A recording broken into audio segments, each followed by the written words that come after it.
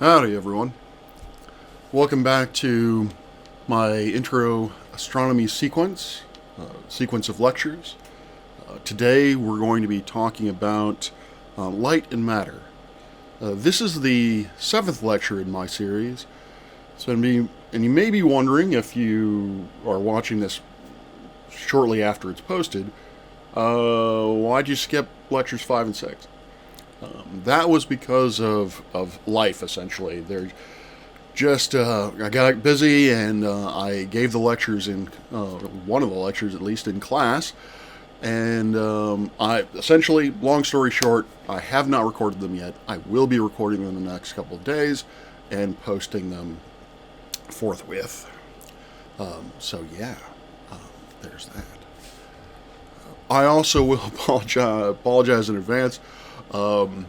I have been up quite a while already because our telescope needed some tender loving care. And so I was up last night taking care of that. And so I'm a little loopy, so hopefully this doesn't go too far astray.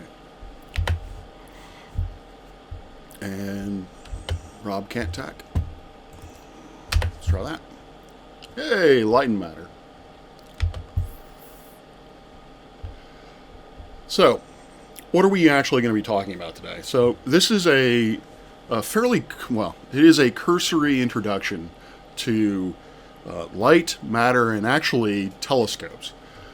I'm going to talk about the processes by which astronomers use light in order to identify the physical nature of objects. Specifically, I'm going to concentrate on the technique known as spectroscopy, and then at the end I'm going to be dealing with or discussing telescopes. Again, a very cursory introduction to telescopes, the main two types of telescopes, why we use one over the other for research nowadays, and why we have to put satellites in orbit or telescopes in orbit.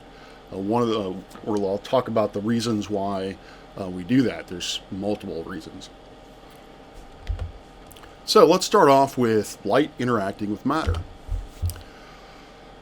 Now this field, and again specifically about spectroscopy, dealing with astronomical spectrum, this has its roots with Isaac Newton. Isaac Newton was the first that we know of, basically wrote it down, who took white light from the sun and passed it through a prism. And what he noticed was that the light that came out the other side was offset. Essentially, it was being shot out at an angle from the original angle of the white light, incident white light, which we now know as refraction. Refraction is the process by which light is bent, typically because of glass. Specifically, refraction occurs when you move from one medium, say air, to another medium, say glass. Although you also see this with, say, transitioning between air and water, or what have you. We refer to these as these mediums having indexes of refraction, but I digress. So Newton identified refraction. He identified the fact that passing light through a glass prism will cause that light to bend. But he also found out that passing light through a prism causes what we refer to as dispersion. And what dispersion does is it takes light and it disperses it. It makes it larger, as it were. The beam is no longer just a tight beam of white light. It is now a spread of light. And Newton discovered that the white light could actually be, is, composed of light of many different colors. What we now refer to as Roy G. Biv, or the colors of the rainbow. Later on, it was discovered that someone actually tested the light in terms of temperature. They used a thermometer and they actually tested the light And they determined that as you go to the redder end of the spectrum, the temperature actually increased, and seemed to be heat on the red end beyond the red end of the spectrum that we could see. So dispersion allows us to take a closer look at light and its components. So this is what we refer to as a simple spectrograph. What you need for a simple spectrograph is obviously you need an object to look at, a light source. Then you need what is known as a slit, something that will block out all the light but a narrow beam of it. You pass that light through what we refer to as a dispersion element, like a grating, or in this case, a prism, in the simplest case. And then the light will spread out, and at the back end, you need some sort of detection device, either be it a screen that you can visually see, or a digital camera that you can record that light on and then later analyze it. And so by doing that, by looking at spectrum, we've determined that the colors of the light correspond to different wavelengths. And if you go back to, I believe it's lecture 1, where I talk about the specific nature of light, I talk about the fact that light is a transporter of energy from point A to point B, and the amount of energy that a particular light particle or light wave carries is directly proportional to the wavelength, which is also proportional or can be seen via different color. So longer wavelengths are redder than shorter wavelength light. Shorter wavelength light is bluer. And we are able to, it is through spectroscopy, it is through being able to use dispersion in order to really be able to test this idea and actually come up with explanations for what light actually is. And so we have 3 different types of astronomical spectrum. We have what is known as a continuous spectrum, an emission spectrum, and an absorption spectrum. What these look like are the following. We have a continuous spectrum, looks like a continuous band of colors going from blue or indigo or violet, which have you, to red. Now, if you were to measure the intensity of the light, how bright the light is from blue to red, you will see some graph similar to that beneath it, where you have and this is where the name comes from. It's a continuous sort of line, nice smoothish curve, moving from blue to red as a function of intensity over wavelength. Next one is an emission line spectrum, or a bright line emission spectrum, where you have essentially a dark background, and then you have bright lines, very narrow lines of color that range from the blue range to the red range. Depending on what you're looking at, the specific lines that you are seeing are going to vary, and I'll explain why that is in a moment. If you look at the brightness of this spectrum and plot it up like intensity versus wavelength, you see essentially the light is in spikes. You have the intensity spikes up and falls with a fairly small width, and then you move across the wavelengths, and every spike corresponds to one of those bright lines. Then you have finally absorption spectrum, where you have that continuous spectrum, you have that sort of continuous line of intensity over wavelength, and then superimposed upon that, you have light which is taken out or subtracted essentially of the spectrum. And so if you were to plot this as intensity versus wavelength, you would see that continuous line or smoothish line, and then superimposed on that you would see small dips, sometimes large dips, where the intensity drops out corresponding to those dark lines. Now, spectra are one of the workhorse methods in astronomy.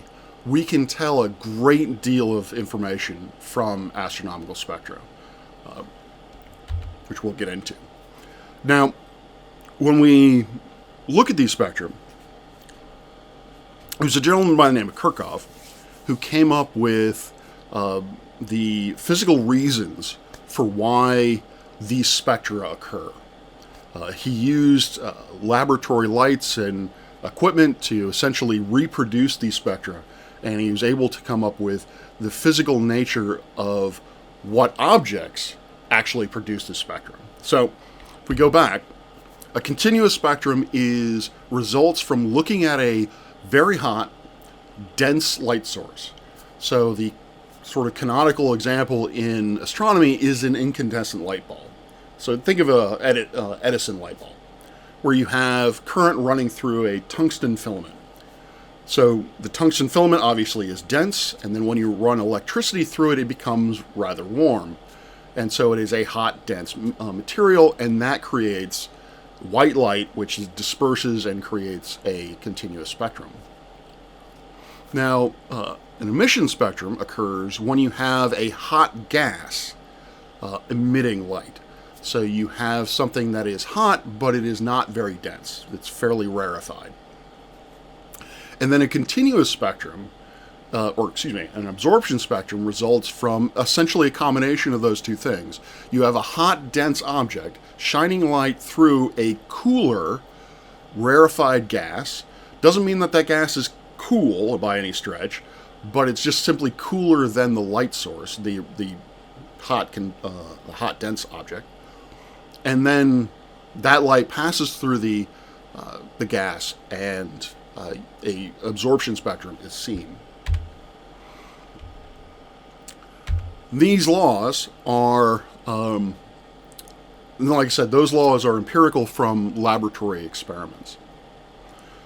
So, spectrum, as I've sort of illustrated before, represents two ideas, or can, the very basics of it, identify two things. One, it demonstrates the fact that light gets dispersed into different wavelengths, and depending on your equipment, you can finely adjust that dispersion, so you can see down to separations of color to 1 nanometer difference, or tens of nanometers or hundreds of nanometers if it becomes less and less precise. So we can tailor our experiments or tailor our observations to what we need. But ultimately, what a spectrum is, as I've said, is a dispersion of white light, of color, across a known wavelength regime. For visible, it's around 400 to 800 nanometers. But also what it does is it tells you how much energy is emitted at any particular wavelength, and that is seen through those intensity graphs. Right on the right, I have shown two examples of a solar spectrum. A solar spectrum, or the spectrum from the sun, is an absorption spectrum. What you have is the core of the star is hot and dense, and then that light passes through the less dense, although not that cool, or not that cool atmosphere, sort of solar atmosphere. So you have the hot, dense core creating the light that passes through the atmosphere of the sun, and that causes the absorption. And so what we have here is one of the first examples of a solar spectrum given with the rainbow pattern. And the bottom right plot is that intensity versus wavelength plot. And so the key one to really look at is the red one. And we can see that the intensity of the light peaks around 500 nanometers, and then it tails off as you go to longer and longer wavelengths. And it has those discrete absorption, those discrete dips in the spectrum. So what does this mean? Basically, how can we interpret this data in order to gain useful information about really anything? We start off with a continuous spectrum, and we refer to this also as black body radiation. A black body is a theoretical object that emits exactly the same amount of light that it absorbs. And we can produce relatively perfect black bodies in the lab. And what we see is the intensity over wavelength varies by how hot that black body is. A warmer body a black body is going to have different characteristics of than a cooler object. And so right off the bat, by looking at, say, a spectrum like this, we can basically superimpose a black body spectrum over a stellar spectrum. And here we're looking at the yellow light, which is basically what the sunlight looks like outside of the Earth's atmosphere. And we can plot a black body spectrum over it. It's not a perfect match because it's a continuous spectrum plotted over an absorption spectrum, but it gets you close. At least it's a first order ballpark figure. You can determine the temperature. Now you can use more sophisticated methods to get a more precise temperature, but right off the bat you can use a spectrum to get the temperature of whatever the emitting object is, be it a star, a nebula, or a planetary atmosphere. You can get the temperature that way. Now there are two characteristics of a black body spectrum, which I'll go into mathematically in a sec, or at least express mathematically in a second. But I wanted to basically use fairly common language to describe them. So we're talking, if you compare a hotter, say, star A is hotter than star B. Star A is going to have more light or more energy. It's going to produce more energy than star B at any given wavelength.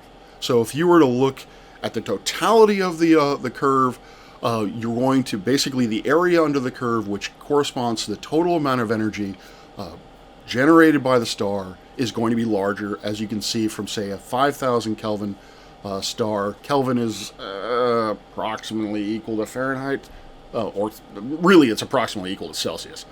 About 5,000 degrees, or 5,000 Kelvin, which roundabout is the temperature of the sun. And then you have the curves going down from 4 to 3 to 2. And you can see that obviously going down to 2, you have a much smaller area underneath the curve. So the 5,000 Kelvin star, it produces just that much more energy. And again, at any particular wavelength. So not only the total area, but if you were to look at, say, 400 nanometers and compare the intensity at that wavelength of the star A to star B, star A would have higher intensity. Or if you go all the way over to, say, 1,000 nanometers, star A is still going to have a higher intensity than B, but it will be smaller than what you had at 400. The other thing is, and hopefully this is also fairly apparent from this diagram, is these black body curves have peaks. They're a point at which the curve is at the highest intensity that it gets. If you look at the wavelength at which these peaks occur, star A, the wavelength of the peak intensity of star A is going to be bluer, or at shorter wavelengths, than the peak intensity at longer, or peak intensity at cooler objects. Let me start that again. Star A, the hotter star, the peak of that curve, or the peak of intensity, is going to occur at a shorter wavelength than, say, the spectrum of star B, the cooler star. So, and that is the case. The hotter something gets, the more the peak of that curve moves closer or goes further and further to the blue. Now, that first premise that I was talking about, basically the more energy means, or the hotter the object, the more energy it is. This is mathematically demonstrated via what is known as the Stefan Boltzmann Law. L, which is the luminosity, which is akin to the total amount of energy generated by the star, is equal to the imaginatively named Stefan Boltzmann constant, seen here as sigma, times A, which is the surface area of the black body, times temperature of the black body raised to the fourth. Really, what I want you to get from this is that the total, and hopefully you saw this in the diagrams, the total amount of energy is a very steep function of temperature. So a small change in temperature, so for example, if you were to double the temperature of an object, you would get 16 times more energy out of that object than you would previously. So it's a very steep function between the change in temperature and the amount of energy that you get out of it. Now, the shifting of light, the shifting of that peak wavelength, that is known as Veen's law. So one of the ways to express this, there are different ways depending on what units you use, but if we're talking about wavelength in meters, then the peak wavelength in meters is equal to 0.0029 meters times, or meters Kelvin divided by temperature.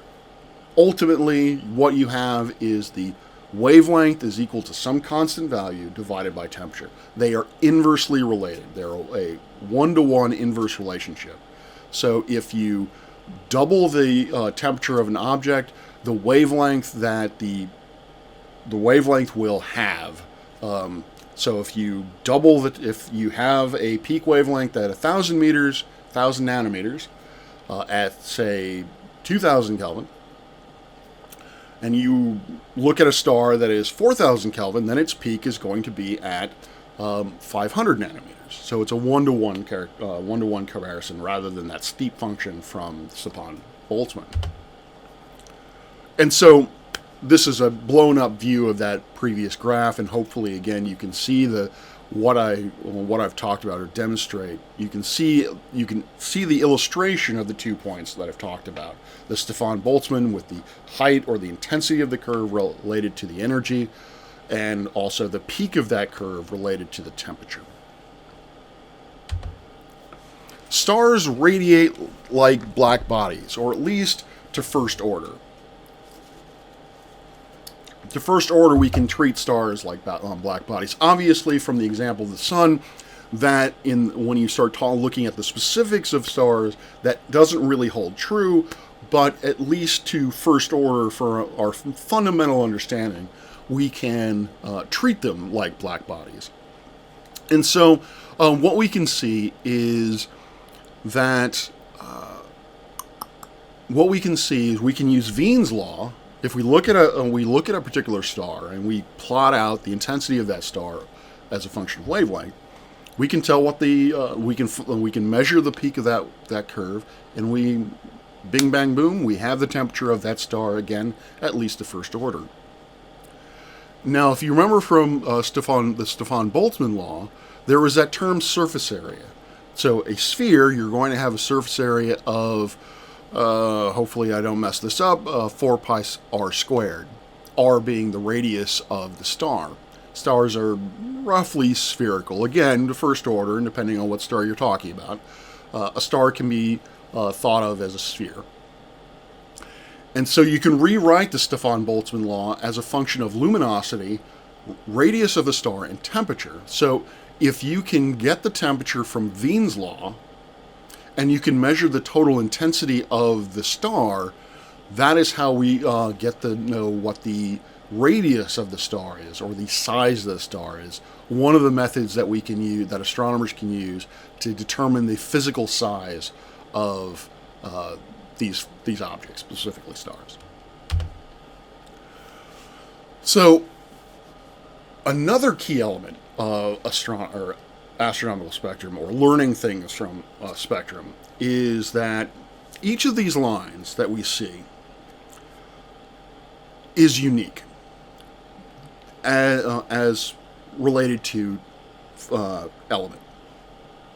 Let me restate that.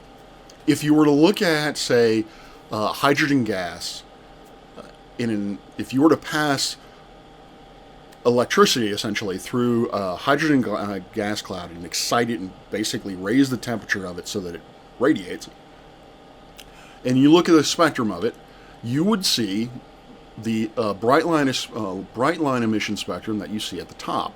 You have a couple of bluish lines, you have a teal line, and one line in the red.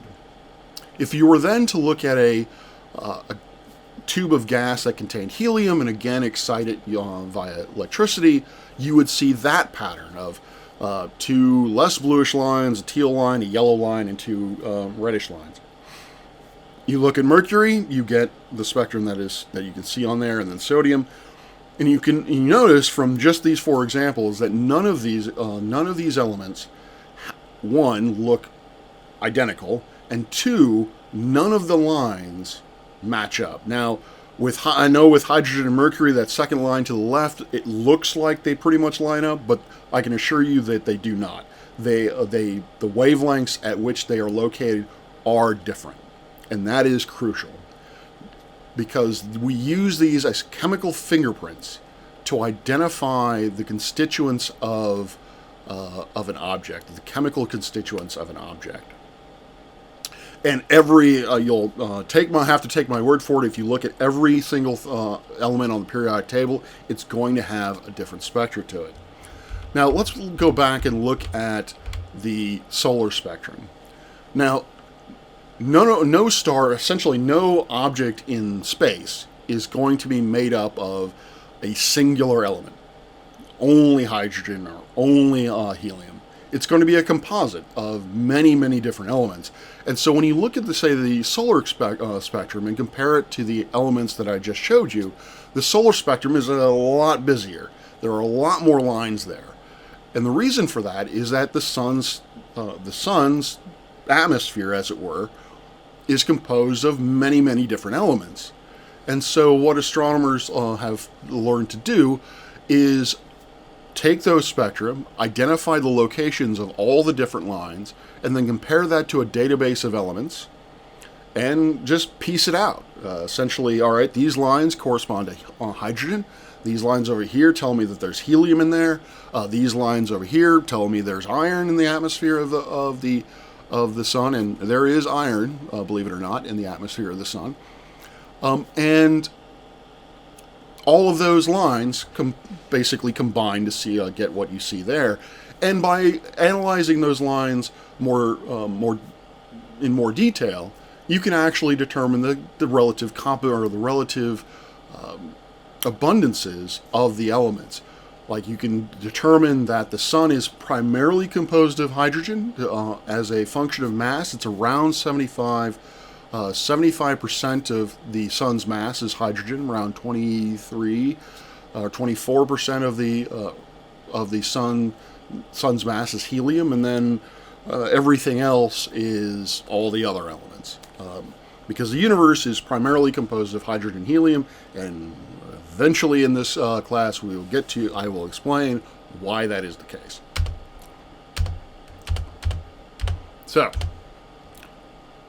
how are these spectra produced? What is the physical mechanism by which we have the spectrums that we see? Why is the spectrum of hydrogen chemically different or chemically unique and different from helium?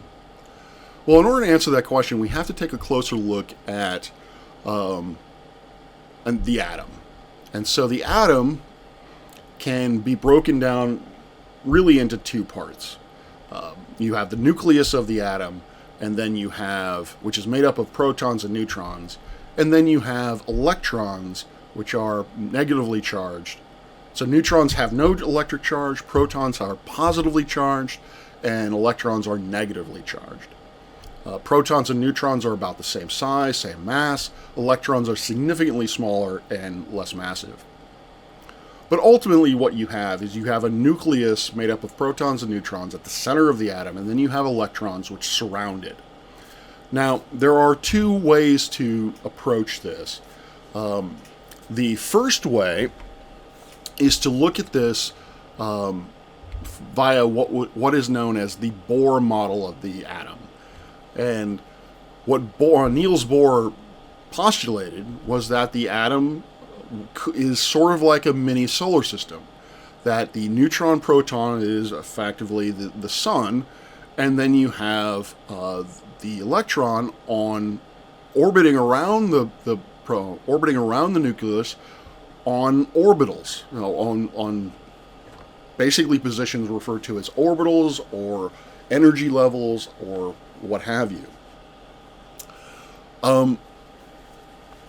Quantum mechanically, now that later on when we studied when quantum mechanics became a thing, and we were basically studying these atoms, and we actually got tools so that we could actually look at these atoms, what we found is, in reality, you have the nucleus of the atom at the center of it, and then you have electrons that are probabilistically spread out around the nucleus, which composes what we refer to as an electron cloud. Now, I'm really not going to get too far into the weeds of that, because we get into the Heisenberg uncertainty principle and the idea that you cannot know the exact position and exact velocity of any object at any time. But take my word for it. You basically the electron is somewhere in this space around the nucleus. Because that is quite literally a fuzzy explanation for how the atom works, we're going to default back down to the Bohr model. While it is not physically accurate in the way, it is not a real representation of what the atom looks like. It is a good mathematical approximation. It is a good way of essentially getting the concepts across for how the light gets emitted and absorbed via the movement of electrons relative to those protons. This is another way of representing the Bohr model of the atom. So instead of having the proton at the beginning, and then you have these circular orbits around the around the atom, what we've done here is that we've basically just looking at this from lines perspective. So the first orbit is level 2, the second orbit is level 3. I don't know why. Oh, excited level. So you have a level that is actually not being. Now, I don't know why this diagram starts at level 2 rather than level 1. But level 2 is known as the ground state. I am convinced that nature is inherently lazy. It wants to be in the lowest energy state possible. So if you were to basically just find something in the universe where it wasn't being interacted with by anything, it's going to have the lowest energy that it possibly can get to. And what that corresponds to, say, with the hydrogen atom is that or any atom, is that the electrons are going to sit at the bottom levels that they are allowed to. So for a hydrogen atom, that's going to be on the ground state, the lowest orbital that it can get to. Something I should point out now is that, unlike with while I said that the Bohr model is approximately, or can be approximated by a solar system analog, or is a solar system analog, there is a crucial difference. In the solar system, planets, asteroids, any orbiting body can have an orbit of any size. You can have a planet orbiting around at 0.5 AU, 0.6 AU, 0.5555 AU, anywhere in the solar system you can have a planet. In the Bohr model of the atom, the electrons can only orbit at very discrete energy levels as dictated by that particular element, by that particular atomic species. So here is an example of what the orbits, the very specific orbits for hydrogen. So you have level 2, which is the ground state, then you have level 3, which is the first excited state, level 4, the second excited state, so forth and so on. And what is being represented here, why those lines aren't evenly spaced, is to represent the amount of energy contained between two different levels. So as I said, when the atom has its electrons in the ground state, it is at the lowest energy that it can possibly attain. If you were to pump energy into it, then those electrons would pop up to higher orbits. Those electrons would pop up, and essentially that is how energy absorption works. That is how an absorption spectrum is produced, is that light coming from that hot condensed object passes through this cloud made up of a multitude of elements. Again, I will concentrate on hydrogen. And some of that light is attuned to the hydrogen atom, and some of that light gets absorbed by that atom, and it launches the electrons up to various energy states depending on how much energy you pump into it. Electron volt is just a unit; it's a unit of energy. But say if you were to hit a hydrogen atom with 10.2 eV or 10.2 electron volts, then it would jump from level 2 to level 3. If you were to shoot a photon at the element or at the hydrogen atom that was, say, 10 eV or 11 eV, it would just pass by that hydrogen atom. Hydrogen atom would be like, cool, I don't really care about you. But if it's at 10.2, then it likes it. The hydrogen atom will say, all right, yeah, that'll pop my electron up here. And then more and more energy that you put into it, it's going to pop up to level 4, or it's going to pop up to the second excited state, and then the third, and so forth and so on. So the more energetic the photon that hits an atom, the higher up the electron's going to go. Now remember, nature is lazy. Nature is not going to want to stay energized. So when you hit an atom with, if when it actually does absorb a photon, then it's going to be excited for, in many, many cases, it's going to be excited for a split second, for a blink of an eye. And then it's going to drop, that electron's going to go back down to the couch, have a beer. And when it does so, it's going to release all that energy that it gained from being absorbed. And so you can see here, pictorially represented, is that red light, which is lower energy light, comes from an electron moving from level 3 to level 2.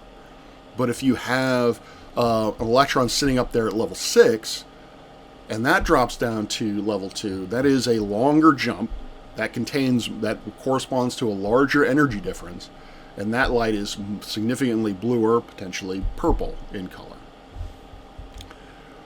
So here is this is that example illustrated using the Bohr model as initially shown, where you have the proton or the nucleus at the center, and then the electrons in circular orbits around it. And so that electron is going to be sitting at the lowest energy state possible, and then a light of a very specific wavelength or very specific energy is going to smack into that atom, and it's going to pop that electron up to a higher state. And then very, very quickly, it's going to pop back down. It's going to release that energy.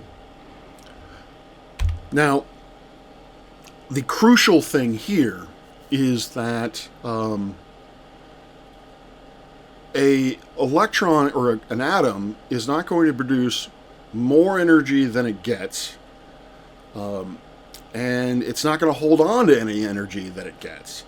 And so ultimately, in one sort of reaction, the electron or the atom is going to absorb a specific amount of energy, and then it's going to emit that same amount of energy on the back end after it goes back to the couch. Now, it can do this in a variety of different ways. If we go back to this diagram, say you have energy absorbed by the atom, and it pops the electron up from level 2 to level 6. It could immediately drop down from 6 to 2, and you get a photon of light that is purple. Or it can drop from 6 to 5, and then which will emit a particular color of light, and then it can go from 5 to 2, and that's going to give you blue light.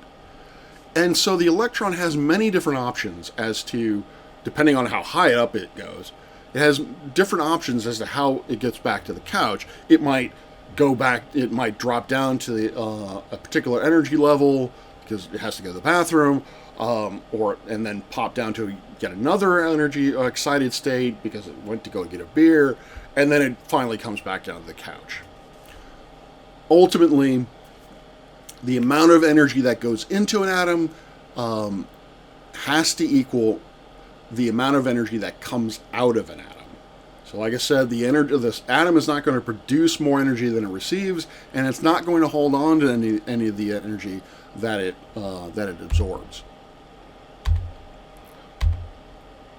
So ultimately what we have is, going back to emission and absorption spectrum, I've already sort of talked about absorption spectrum. You have white light of all wavelengths passing through a cooler gas made up of many different elements. And depending on those elements, that is going to absorb some of that light or some of that energy at very discrete wavelengths. Well, very discrete energy, which corresponds to very discrete wavelengths. And you're going to see that difference, or that light which gets taken out from absorption as dark lines. Now, you might be asking, Rob, why you said that the light gets emitted, so why don't we see a continuous spectrum? Why doesn't the light that gets absorbed get emitted right back out again? Well, it does, but it doesn't do it in the same direction that it got the light in the first place. So if the light is coming in from the left, smacks into this atom, excites it, and then when the electron pops back down, it's got 360 degrees to figure out where it wants to throw this electron out, and that's only in 2 dimensions.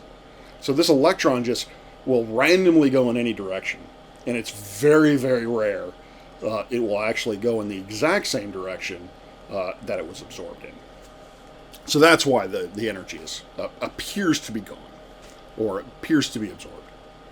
Now, when you have an emission spectrum, what you have is essentially the opposite. You have this rarefied gas, and you have that is receiving, absorbing light in a direction that you cannot see. So if I'm looking at the camera is the gas cloud. Then the star that's illuminating that gas cloud, that's providing the energy to that gas cloud, is located over to my left. So I'm not looking at it, I'm only looking at the hot gas. And so from that, I'm essentially getting that light, which is randomly being directed away from that absorption.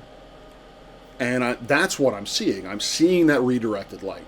So I'm only seeing that the light, because the redirected light is very specific to wavelength, then that's why I only see light relative to the wavelengths. As I said, the spectrum are chemical fingerprints. No 2 elements are exactly the same. This is simply just reiterating again, depending on the change in energy, gives you different colors. And actually, you will get transitions. So the Balmer series, as it's known, corresponds to the transitions that you see in the visible part of the spectrum. But that's not the only transitions it can go through. It can go through transitions which produce energy in ultraviolet light or in infrared light. And so those will produce lines that you can only see if you look in those wavelength regimes. So the examples I've been showing you are all visual. But if you were to have a infrared camera, for example, you can see hydrogen lines in the infrared, or probably easier, you can see it in the ultraviolet if you had a UV camera. Next, I'm going to talk about the Doppler effect. Now, I mentioned the Doppler effect initially when we talked about light, and to first order, to remind you, what the Doppler effect is that the frequency or the wavelength of light that is emitted from an object changes on its motion. If an object moves away from you, then you would absorb that, or you would observe that light as being redshifted. The light becomes redder. If the object is moving towards you, it becomes blue shifted. So we can see that effect happening with spectrum. So if you looked at the spectrum of an object, you looked at those lines, you were to measure the wavelengths of each of those lines. If that object were then to be moving away from you at a specific speed, then it's going to shift all of those lines commensurate to that speed. The larger the velocity, the larger the shift. And then all of the lines are going to be shifted exactly the same. So if one line is shifted by 10 nanometers, all of the lines are going to be shifted by 10 nanometers. Blue shifted, if the object is coming towards you, the reverse happens. The lines are shifted commensurate to the velocity of the star towards the bluer end of the spectrum. And we can use that. So I've talked about how spectrum can be, we can get the temperature of stars through spectrum, we can get the sizes of stars through spectrum, we can get the composition of stars through spectrum, and then we can get the velocity of stars. We can figure out how fast a star is moving away or moving towards us. And if we have a sensitive enough piece of equipment, or we can determine the velocity of things, not typically stars other than the sun, but galaxies. We can look at the redshift, or we can look at the spectrum of stars on the, say, the left-hand side of the galaxy, and if those stars are moving away from us, that light is going to be redshifted, and then the stars on the opposite side, on the right-hand side of the galaxy, I love how I had to look at my arm for that, those are going to be moving towards you, and so that's going to be blue shifted. So we can determine the not only the speed away or toward, but we can also determine the velocity of things. So right off the bat, without too much rigorous analysis, we can determine temperature, size, composition, and velocities.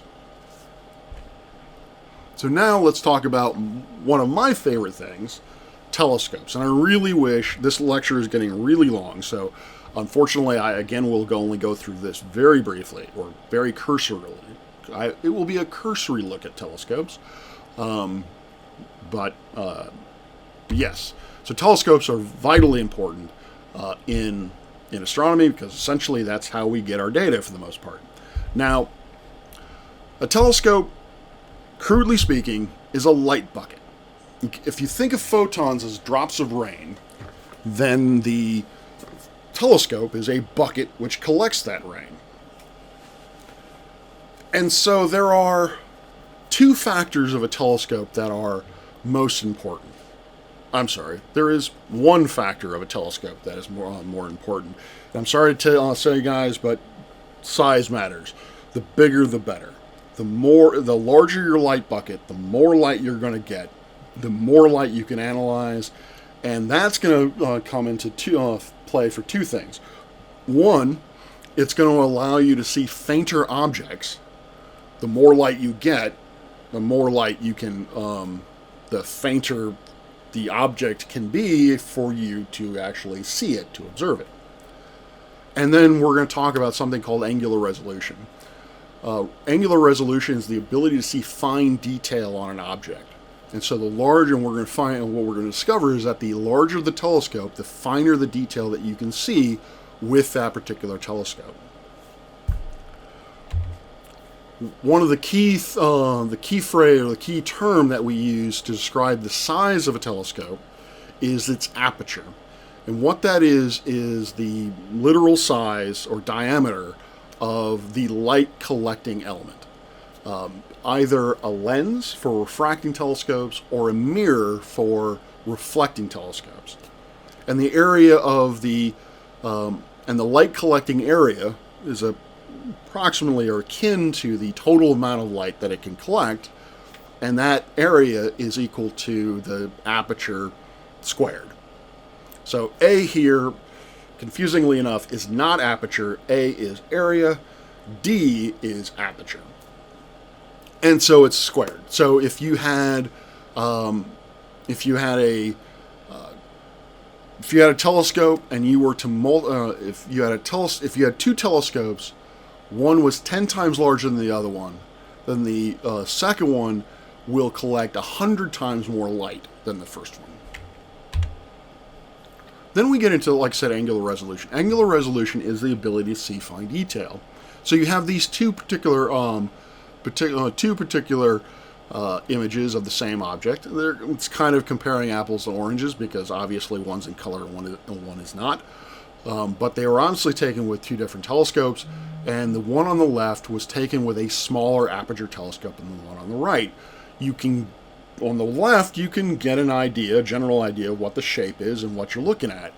But if you want to study the very fine details of how the gas is structured within this nebulae, then you will need a larger telescope in order to get a more precise measurement or estimation of that.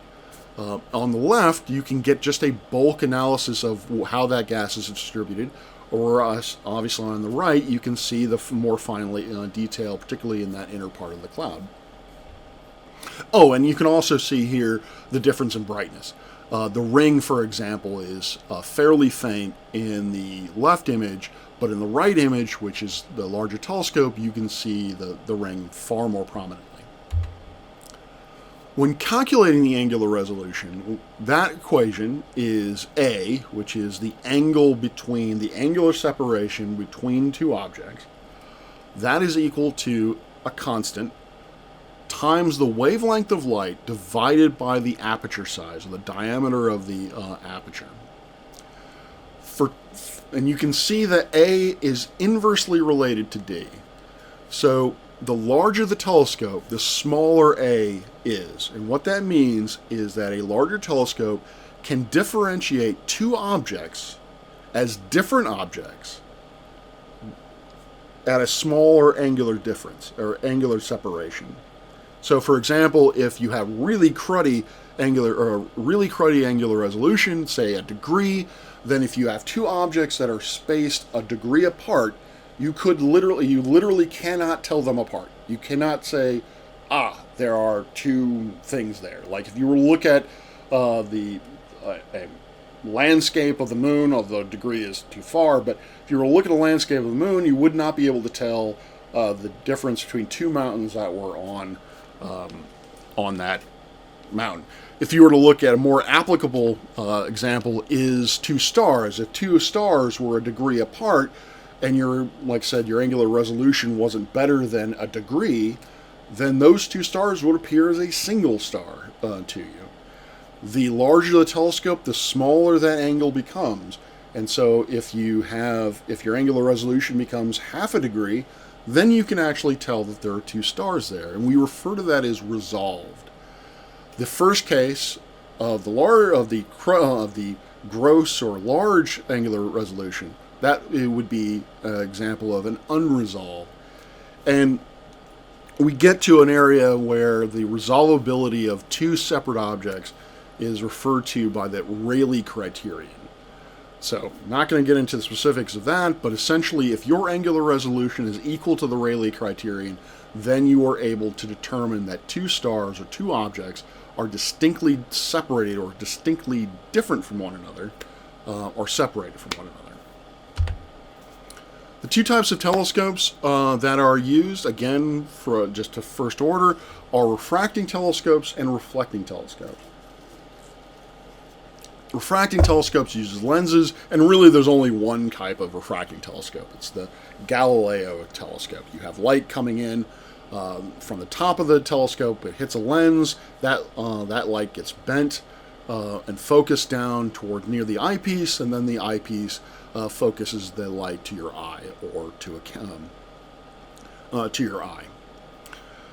Refracting telescopes. Now there are several different varieties of reflecting telescopes, but generally speaking, what you have is that light comes in through the top of the tube, comes down, hits a large mirror at the bottom, and then that light gets redirected up towards a second mirror, and then that gets redirected outward to your eye or camera or what have you.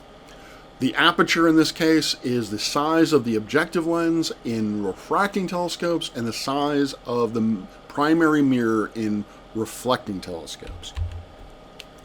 Now, all major research instruments, all major research telescopes to date are reflectors, because refracting telescopes have disadvantages. This is the Yerkes telescope, and you can see a gentleman sitting or standing by the back end of that telescope. I will refrain from talking about the telescope. It's awesome. The floor's an elevator. Anyway, this is the largest refracting telescope in the world. The aperture of the size of that lens is 1 meter in size, or 1 meter in diameter. And you can see the length of this tube. It's ginormous. And that's one of the problems.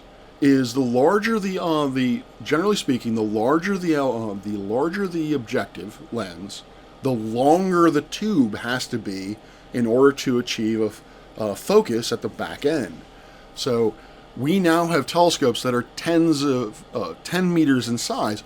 Imagine the tube you have to build. That's 1 meter. Imagine the tube you would have to build for a 10 meter. But as it turns out, it's physically not possible to make a lens that large, because in order for you to get a clear, crystal clear image of whatever it is you're looking at, the lens has to be very specifically curved. It has to have a certain very specific shape. Even the slightest deviation from that shape is going to result in a blurry image at the back end. So, a lens, as you might imagine, can only be supported by the edge. Obviously, it cannot be supported by the middle because you're blocking some of the light, or all of the light. So if you're taking a piece of glass and you're holding it by the edge, the larger it gets, the more massive it gets. And so gravity is going to be pulling on this thing.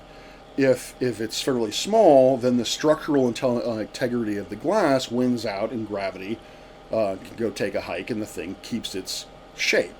But if the lens gets large enough, then the structural integrity of the glass cannot or does not win against gravity. Gravity is stronger, and it causes the lens to deform over time, and it causes the lens to change shape, and therefore you can't get a blurry, or you can't get a crystal clear image at the back end. And as it turns out, basically a meter is the largest lens you can make without that deformation happening.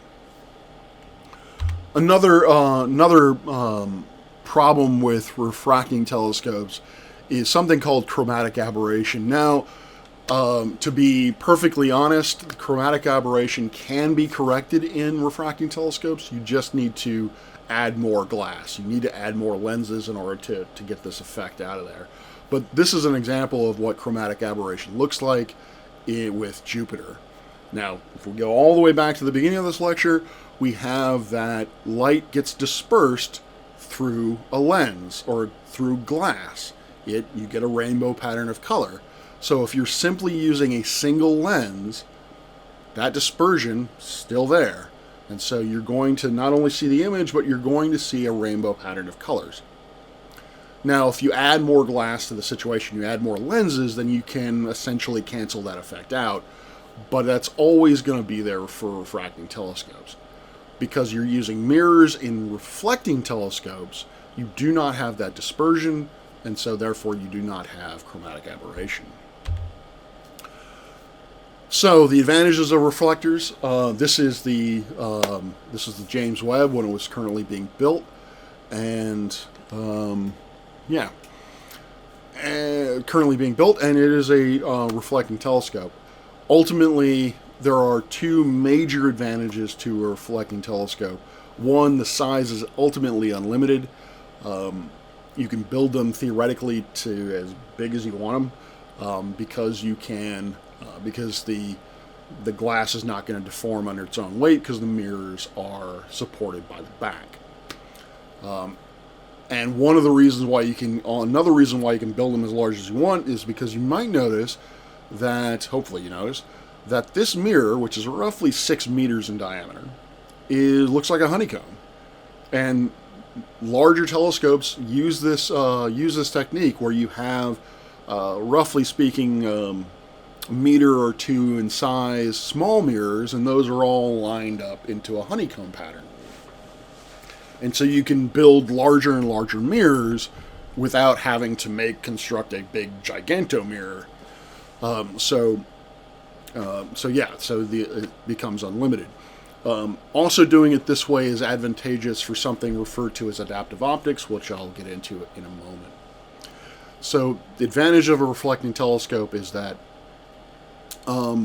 it can be pretty much any size that you want, and it can be manipulated in a way so that you can get the finest detail that you could possibly get with that telescope, because you can in real time alter the shape of what that telescope looks like, alter the shape of that mirror.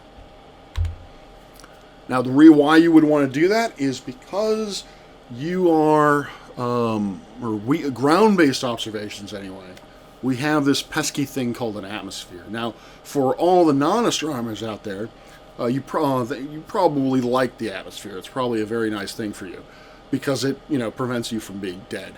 The atmosphere blocks out a lot of light, specifically at the longer or the shorter wavelengths.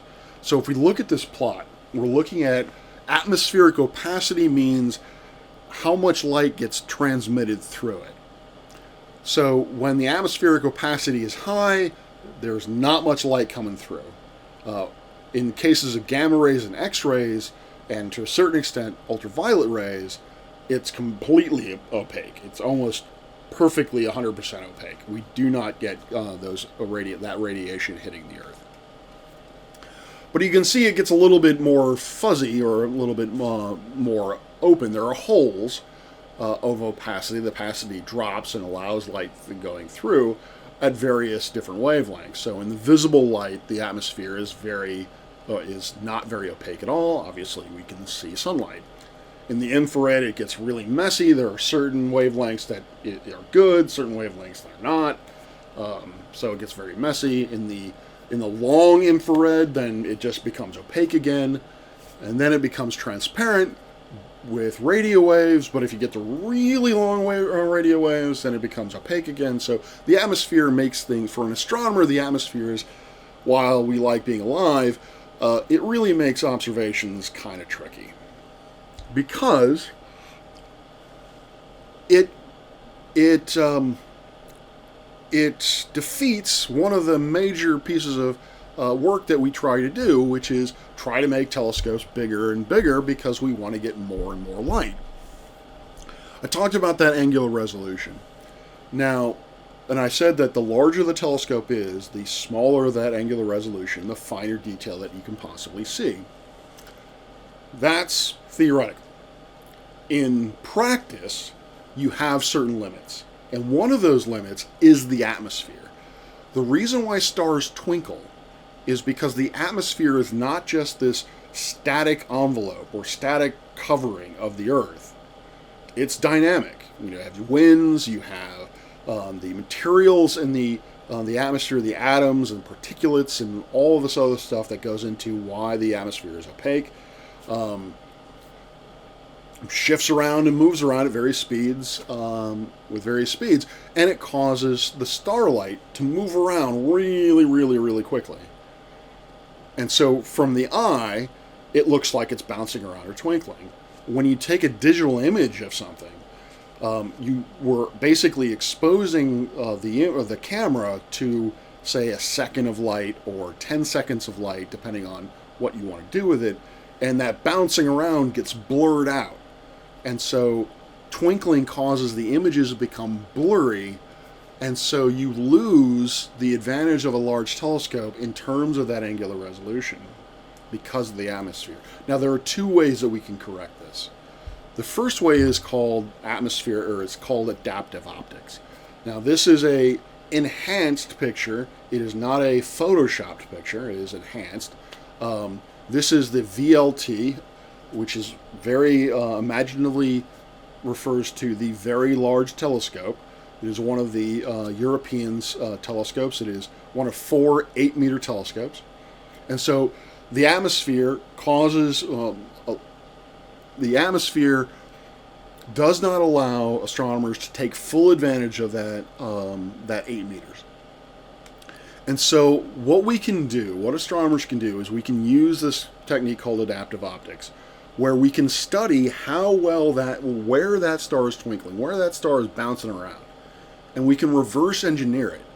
And we can change the shape of the mirror such that the telescope thinks that the star is perfectly centered, is not moving at all.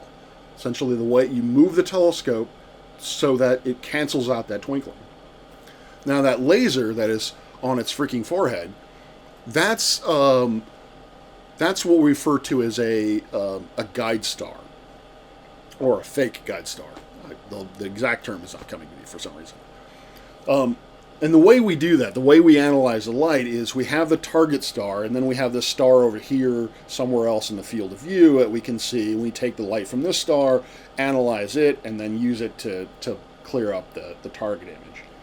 Depending on the field of view that you're looking at, depending on what part of the sky you're looking at, there may not be a bright enough star for you to do that.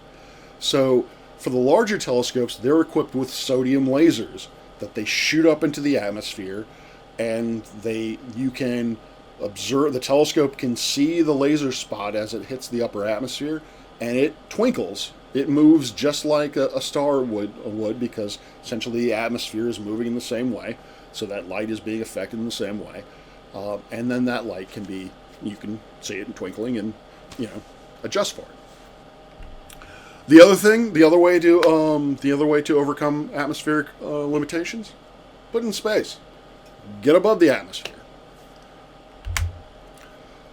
But so for telescopes, for visual telescopes, obviously they can be on the Earth, and we can use adaptive optics to get rid of the blurring. With radio, I refer to radio astronomers as dirty, dirty cheaters, namely because they don't have to worry about stars twinkling, because it's the wavelengths is so long, the light basically, the atmosphere really doesn't affect it. You can actually observe during the day. At some points, you can observe through like cloud cover. It's really, really unfair. So, yeah, radio astronomers, dirty, dirty cheaters. This is not the... Well, it was used as the set of the Bond villain in 006 in GoldenEye. But this is the Arecibo telescope, which unfortunately had a catastrophic failure where the cables that hold up that instrument at the top basically broke, and the thing collapsed. I think it knew that what was coming because it was being decommissioned. The telescope was no longer being used, or was no longer planning on being used, and so it just gave up the ghost and decided to break itself. With radio astronomy, the problem with radio astronomy, the way that I like to think of it as karma, is if you go back to that angular resolution equation, the angular resolution is inversely proportional to size, but it's directly proportional to wavelength. So if you look at longer wavelengths, if you have the same size telescope, if you look at longer wavelengths using that telescope, your angular resolution is going to get worse. And so the reason why they literally built a radio telescope in the caldera of a dormant volcano, like I said, Bond villain, is because they needed that 300,000, I can't remember, it might be 1,000 feet. I really shouldn't remember this. But it's the largest radio telescope in the world, or was the largest radio telescope in the world. It needs ginormous things now. The largest radio telescope right now is single dish radio telescope right now is the Green Bank telescope, which is 100 meters in size. It's literally think of a football stadium being moved around the sky to look at stuff. Because they are so limited, because they are so size limited, radio astronomers actually came up with something rather inventive called interferometry. This is yet another way they're dirty, dirty cheaters. What you can do in radio interferometry is interferometry itself is you take two telescopes that are separated by some distance, you look at the same object at the same time. Well, you look at the same object, and you combine the light from those two telescopes, and you can approximate the angular resolution of a telescope, a single dish telescope, that has the size of the separation. So, for example, the VLTA or the VLA, very long array, the longest baseline, the longest separation is around 24 kilometers. And so the observations that it takes using those telescopes, and it's an array of, I think, 6 telescopes, simulates the angular resolution that you could attain of a single dish telescope that is 24 kilometers in size. If you remember, maybe a few years ago, there was a direct image of a supermassive black hole in a galaxy millions of light years away. And the way they did that, interferometry. They were able to take data from telescopes on one side of the Earth and data from telescopes on the other side of the Earth and literally synthesize a telescope that is the diameter of the Earth. That's the only way they could get the angular resolution necessary for that image. Now, in radio, you don't need to observe at the same time, which is how they are able to do it with the Earth size, the Event Horizon Telescope. Optically, you can do interferometry as well, but you have to observe at the same time. And so that limits the size of your optical interferometers. Though, while radio interferometers are typically on the orders of tens to hundreds, potentially even thousands of kilometers in size, optical interferometers are limited to about tens to hundreds of meters in size.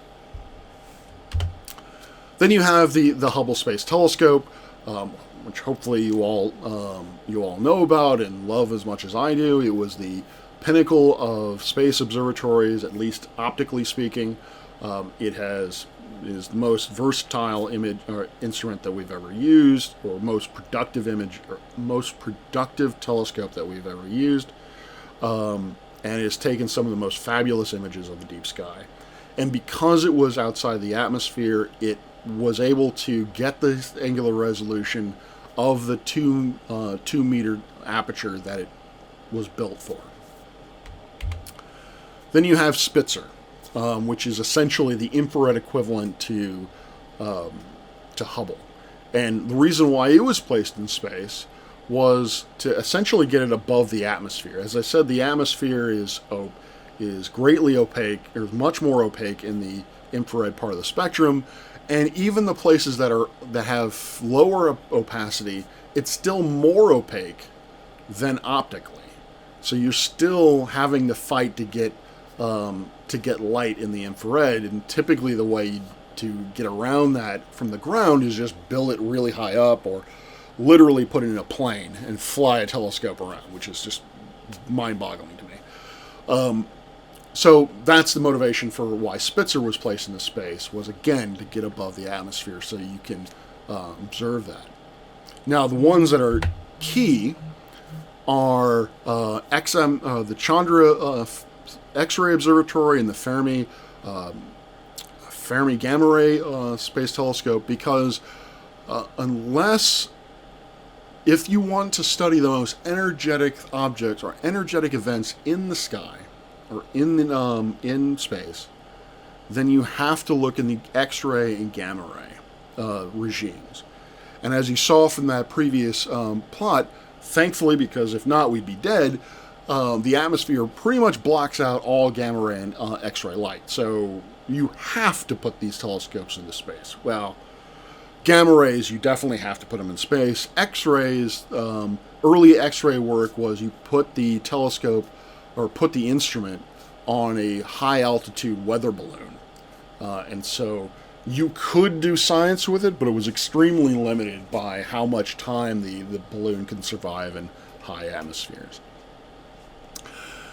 And so that's it. That is the end of the lecture today, and so hopefully you learned something. And like I said, it was a very cursory explanation of primarily astronomical spectrum and telescopes.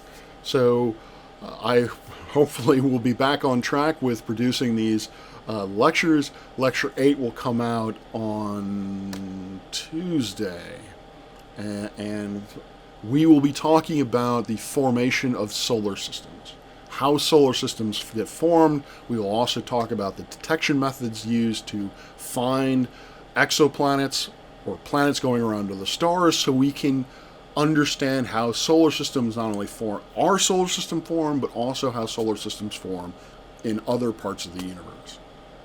All right. Have a good day. Peace out.